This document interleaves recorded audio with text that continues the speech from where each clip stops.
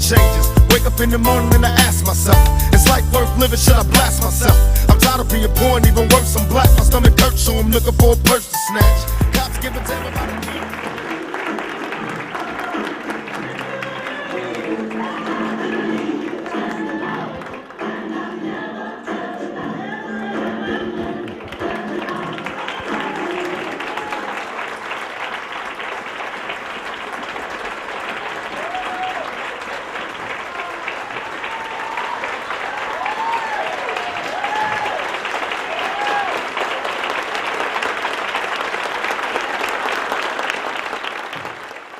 But the only thing that's going to change our society is the power of love. The love you have for your child is the energy, is the means we're going to change this world. I know we have a presidential campaign going on, and they talk about change in Washington, but change starts right here. Right here. And when we can use the love that you have for your child and transfer that to a love of all people, we will change our communities, our schools, this nation, and the world. In September of 2000, I was hired to work at the California Youth Authority, the Fred C. Nellis Institution.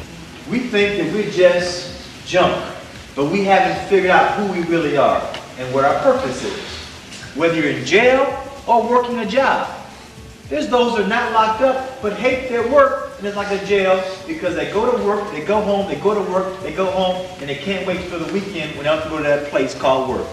I said, this is no life. Life should be exciting when every day you're doing great things or working towards achieving great things. I have friends who are lawyers who hate their work. They're paid well, but they hate their work. If you do that every day, you hate your life. But as you pursue your dreams, you must embrace struggle. It's going to be hard. It's going to be hard. In fact, when you do this, it gives you self-confidence. When I was growing up in Compton, I was the worst athlete in my whole neighborhood.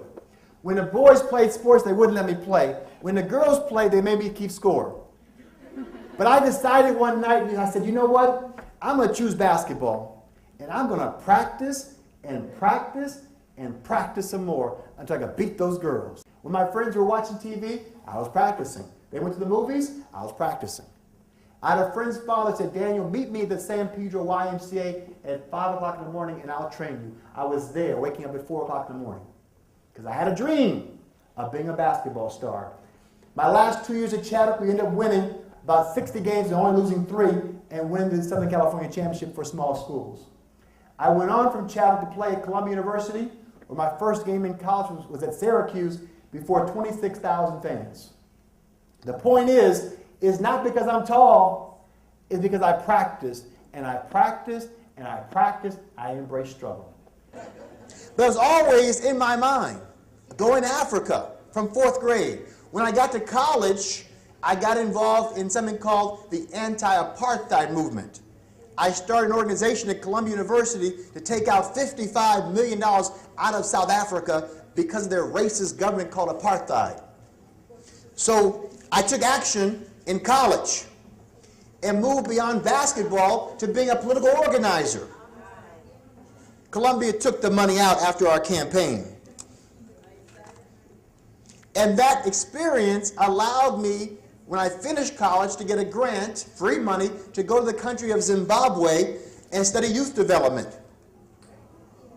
So I spent a year there, going to schools and seeing how they were developing the youth of that country. The government was they were interested in my research, but they said, you know basketball. I said, yes. Well, if you promote basketball throughout our country, then we'll let you do your study. So at the end of my stay, I brought over a basketball team called the Harlem Magicians. Marcus Haynes, the former Harlem Globetrotter, was head of the team, and we toured the country. The opening night, you see on the right the team landing, we had 10,000 people in the arena, blacks, whites, and coloreds. They had a divided racial country. I was not considered black in Zimbabwe, I was considered colored. And blacks and coloreds were different races, and they didn't interact. This opening night was the largest multiracial gathering in Zimbabwe's history. Come on. That's just the way it is. Things will never be the same. My name is Daniel Armstrong, and I'm the creator of the Find a Tree program. Find a Tree began when I was living in Ghana in 1997-98. I would go to an area called Nima, a very poor part of the capital city, where they had open sewers and homes looked like shacks with no running water. And there I would coach and play basketball. And after about a month, I asked the young ladies and young guys what their dreams were. Two twin brothers, Jonas and Jonathan, came to me and said, Daniel, our dream is to teach in our own school one day. They had no money and asked me for the money to build a school. And I said I couldn't do that. But I said, Jonas, Jonathan, go find a tree and start your school there. And they did that.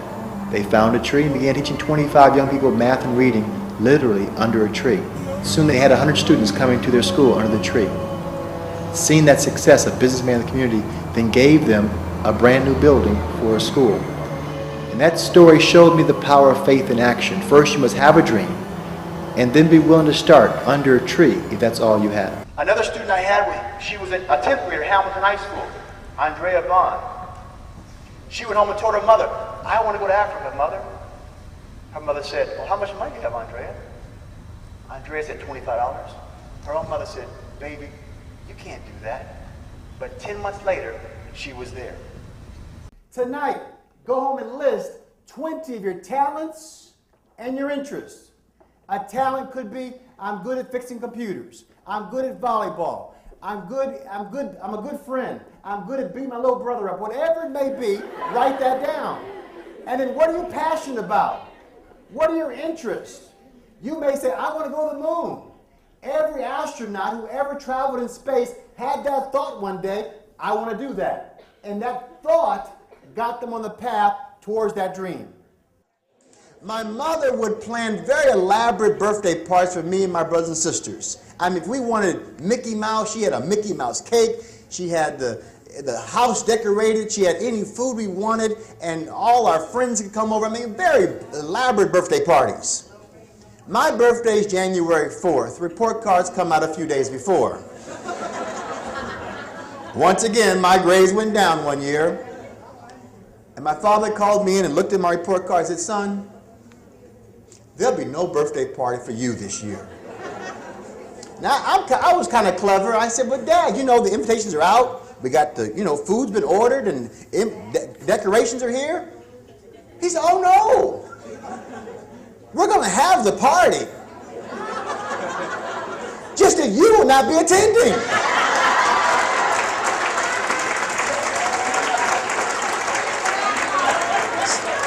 Man's nuts. True to his word. My friends came over, they played in the yard, but I was in my room studying. My father was not totally heartless. When it came time to sing happy birthday, like a warden, he escorted me out. They sang, he took me back to my room to keep studying. My father had a very unusual way of saying, I love you. So have I given up on you? No. There's nothing I can do until you show some effort. That's the way it is. Come on. That's just the way it is. Things will never be the same. That's just the way it is. I remember when we first came, when the program started, you said that there was people in the house that said, well, Nellis, people in jail, you know what I'm saying, we're going to change them. It's impossible. You said it was possible. I remember you said it was possible, you know what I'm saying? And I think it's possible too. It's possible because you put a little change in everybody here. You all now, in my opinion, have the keys to unlock yourself out of jail. Jail is not these walls, it's really your mind.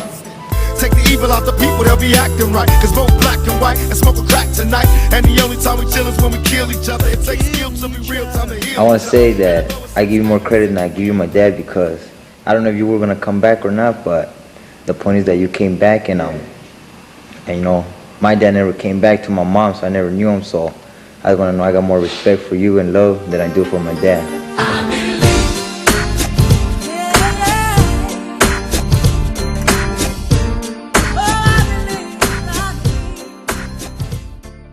and dream a dream bigger than yourself. How is your dream going to help other people? I mean, it's wonderful you're going to get a big house. I mean, that's great. But dream a dream that when you achieve it, the world's a better place.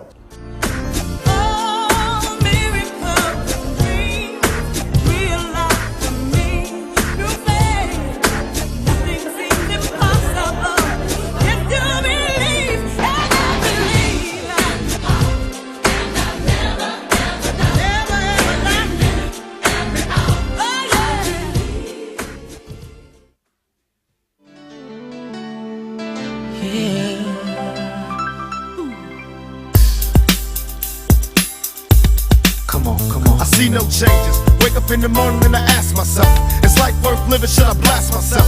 I'm tired of being poor and even worse, I'm black. My stomach hurts, so I'm looking for a purse to snatch.